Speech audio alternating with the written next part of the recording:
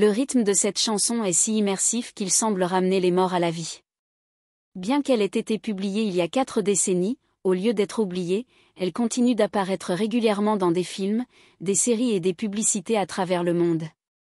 Voici l'intrigante histoire de la façon dont un DJ de mariage et une secrétaire ont réussi à créer un classique inoubliable, ainsi que le tour qu'ils ont joué au vrai chanteur. Voici l'héritage de la chanson « Funky Town » du groupe Lip Sync. Steven Greenberg est né en 1950 à St. Paul, Minnesota, aux États-Unis. Dès son jeune âge, il a montré une grande passion pour la musique et un talent pour jouer de divers instruments. Pendant son adolescence, la vie de Steven tournait autour de la musique, il jouait dans plusieurs groupes locaux, collectionnait des disques et travaillait comme DJ lors de mariages. Le rêve de Steven était de devenir un chanteur célèbre ou un magnate de l'industrie musicale. Il est devenu promoteur musical pour quelques petits groupes, mais a rencontré de nombreuses portes fermées et peu d'opportunités. Selon Steven, le problème était qu'il vivait dans une ville très ennuyeuse où rien de significatif ne se passait, les rares opportunités étaient réservées aux enfants de personnes influentes ou à ceux qui avaient des contacts importants.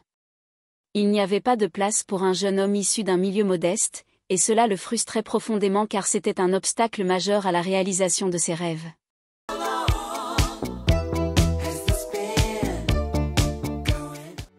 Steven rêvait de grandes scènes, de tournées de concerts et des hôtels luxueux où séjournaient des groupes célèbres. Il croyait que pour être vraiment célèbre dans l'industrie musicale, il devait déménager à New York, mais il n'avait pas les ressources financières pour le faire.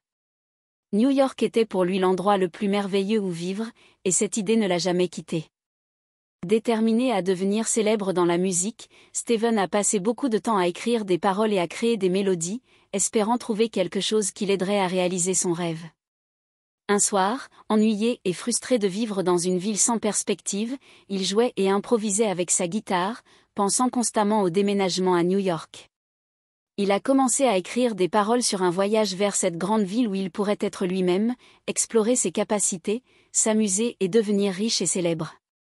Dans les paroles, il n'a pas utilisé le mot New York car il ne s'intégrait pas dans la rime, alors il a appelé la ville Funktown, la ville du rythme, et ainsi l'une des chansons les plus célèbres de l'histoire est née. Greenberg avait soumis une chanson appelée Rocket à Casablanca Records, et les directeurs l'ont appelé en lui disant qu'ils voulaient parier sur lui et qu'il devrait créer d'autres chansons.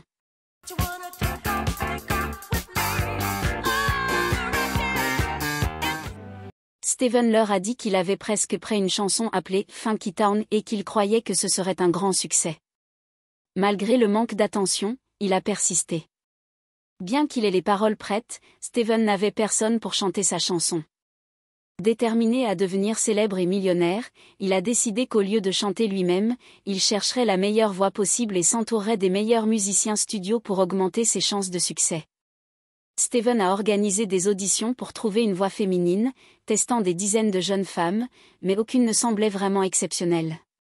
L'une de ses candidates lui a suggéré de chercher Cynthia Johnson, une chanteuse locale qui jouait avec un groupe appelé Flight Time, mais qui, faute d'argent, travaillait comme secrétaire au département de la police. Il a obtenu le numéro de Cynthia et l'a appelée pour une audition. En plus d'avoir une belle voix, Cynthia était une femme très attirante, ayant récemment remporté le titre de Miss Black Minnesota. Peu après, elle est allée en studio et a enregistré la chanson sur une base musicale que Steven avait déjà préparée.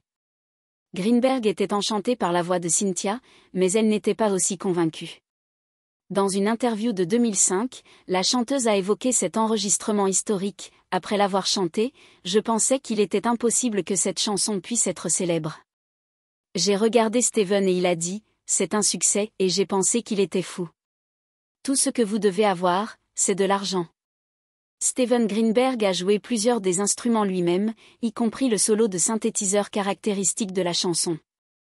La voix modifiée du vocodeur, qui demande tout au long de la chanson, « Ne veux-tu pas m'emmener dans la ville du rythme » est également la sienne.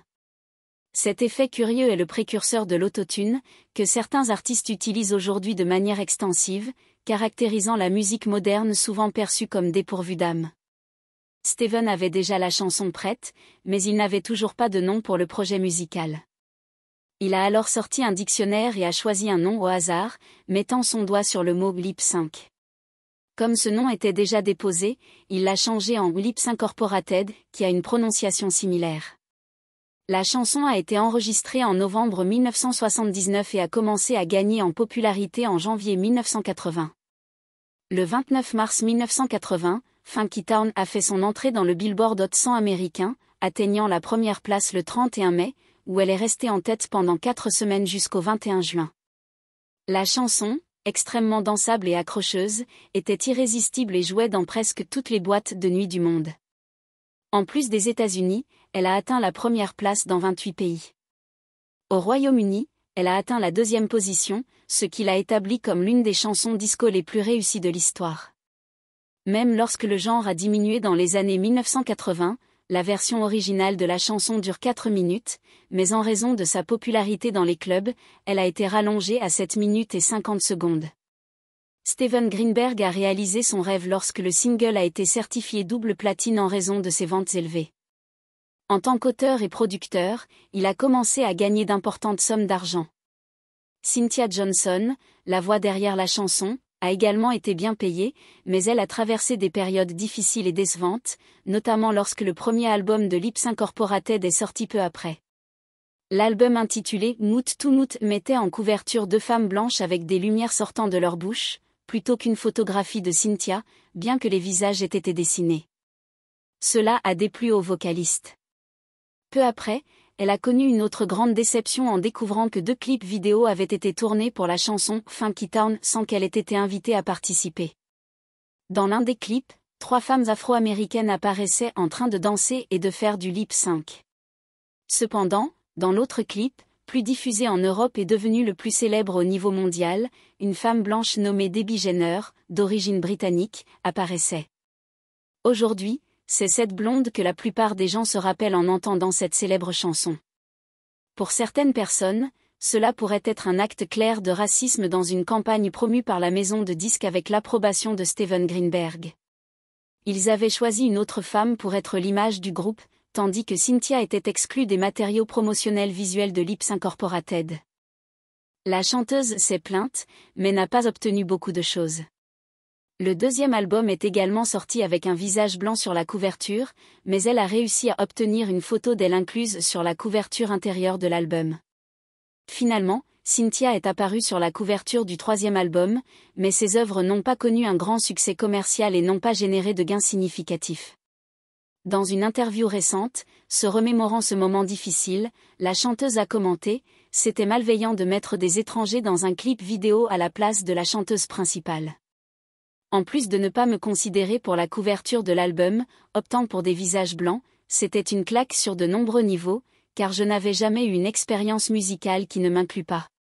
Je ne sais toujours pas qui a approuvé les vidéos, mais je sais qu'ils ne m'ont jamais demandé mon opinion à ce sujet. » Lipsin a sorti au total 4 albums, mais a atteint une renommée et une consécration mondiale avec un seul succès.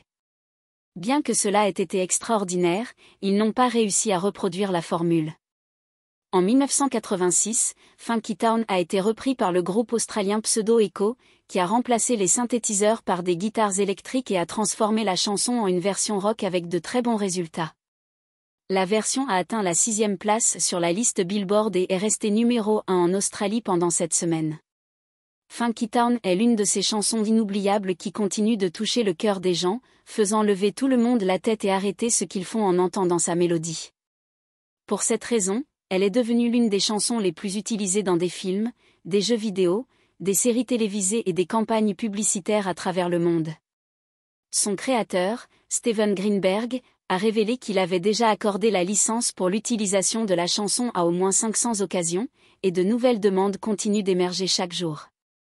En raison de l'utilisation massive de la musique, Steven continue de recevoir un revenu financier significatif. C'était un souvenir de la chanson Funky Town. Laissez-nous un commentaire avec votre opinion sur ce classique et des suggestions sur qui vous aimeriez que nous parlions dans de futures éditions. Laissez un j'aime, partagez et abonnez-vous pour plus.